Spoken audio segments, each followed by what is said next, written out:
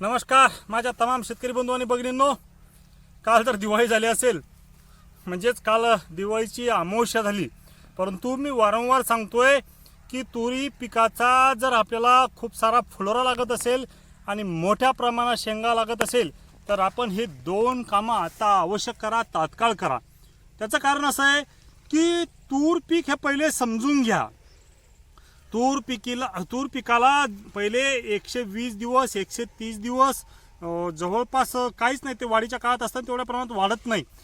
परंतु आपण त्यामधील जेव्हा सोयाबीन हार्वेस्ट करतो आणि तूर पीक सोडून देतो, त्याच्यातली अंतर्मशागत करतो, तिथपासून समोर तुरीची भरभराटी वाढ सुरू होते आणि तूर पिकाला त्यानंतर म्हणजे जवळपास 110-120 दिवसानंतरच फुलोरा चालू होतो. म्हणजे ह्या प्रकारच्या गोगऱ्या लागणं सुरू होते.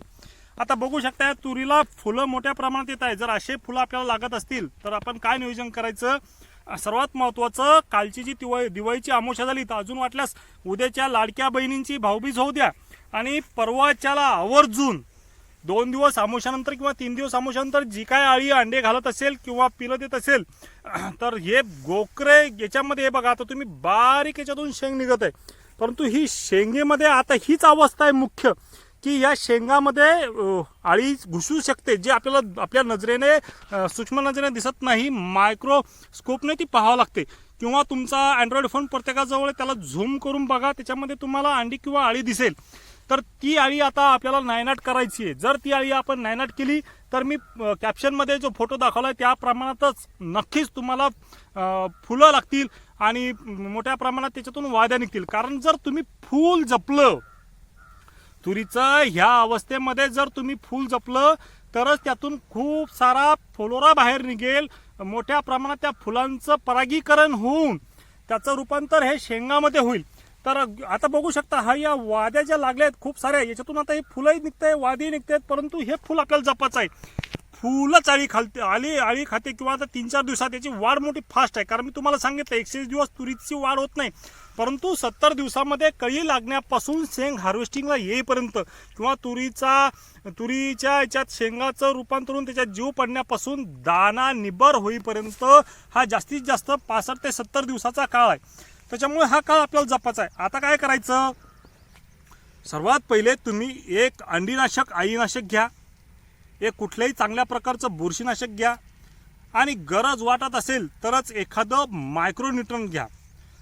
खत काही घेण्याची गरज नाही, पण आपल्याला वाटतच असेल तर 52-34 सारखं आपण खत त्याच्यामध्ये घेऊ शकता. किंवा जर आपण जैविक फवारणी करत असाल तर आपण त्या प्रकारचे जैविक निविष्ठा त्याच्यामध्ये वापरा. परंतु येणाऱ्या 2 दिवसात आवश्यक तुरीवरती एक फवारणी घ्या, म्हणजे घ्या. त्याचा फायदा का होईल की ही जी आता वादीचं रूपांतर फुलात झालंय, फुलाचं परागीकरण होऊन आता ही बघा तुम्ही अगदी मायक्रो तुम्हाला याच्यामध्ये शेंग दिसेल, हे पाहू शकता तुम्ही, दाखवा जवळून. तर हीच आता अवस्था आहे की हे बघा ह्या ज्या शेंगा आहे की नाही, आता याच्यात पहा बारीक बारीक जीव आहे, परंतु हीच अवस्था आहे मुख्य आळीची सांभाळण्याची. त्याच्यामुळे ही अमावस्या सुद्धा योगायोगाने आली, तुरीचा फुलोरा सुद्धा टायमात आहे, तुरीमध्ये जीव सुद्धा पडतात. तर हीच अवस्था आहे. तुम्ही काय करा, मी अगोदर सांगितल्याप्रमाणे 3 औषधं, एक आळीनाशक, अंडीनाशक, एक बुरशीनाशक, कारण आणि एखादं मायक्रोटन, आणि एखादं जर पटलं तुम्हाला तर खत घ्या किंवा काही आवश्यकता नाही. पण आता आवश्यक फवारा, कारण की आता थंडी वाढते आणि एखादी जर धुई आली तर तुमचं पीक नायनाट होईल. म्हणून त्याकरता बुरशीनाशक घ्या, कारण आता धुई येण्याचा काळ आहे. एखादं बुरशीनाशक घ्या आणि ही वादीमध्ये जो जीव पडलाय, हे जर जीव तुम्हाला वाचवायचा असेल, याचं रूपांतर जर तुम्हाला दाण्यात करायचं असेल, ही शेंग जर तुम्हाला परिपक्वतेकडे न्यायचं असेल तर आळी आणि अंडीनाशक आवश्यक वापरा. आणि मायक्रोटन याच्यात ह्या किंवा की ह्या शेंग ही अतिशय सदृढ असली पाहिजे, तंदुरुस्त असली पाहिजे, जेणेकरून ती त्याच्यामधील दाण्याचा मोठ्या प्रमाणात भरणा करेल, दाण्याची फुगवण होईल. त्याच्याकरता एखादं मायक्रोटन घ्या, त्यासोबत एखादं खत घ्या आणि जैविक निविष्ठा जर आपण घेत असाल तर आपण आपल्या पद्धतीने जैविक फवारा घ्यावा. परंतु माझी आपल्याला हात जोडून नम्र कळकळीची विनंती आहे की सर्व कामे बाजूला ठेवा आणि लाडक्या बहिणींची भाऊबीज झाली की आवश्यक तुरीवरती लक्ष द्या. कारण हे 2च दिवस आहे. अमावस्याच्या घनदाट रात्रीमध्ये आळीनं अंडे घातलेले आहेत आणि ती या शेंगाला पोखरू शकते. म्हणून तुम्ही वारंवार मी सांगतोय, हा विचार आवश्यक बाळगा. कारण तुरीचं पीक हे खूप सारं उत्पादन तुम्हाला देऊन जाईल. या वर्षीचं साल तुरीचं आहे.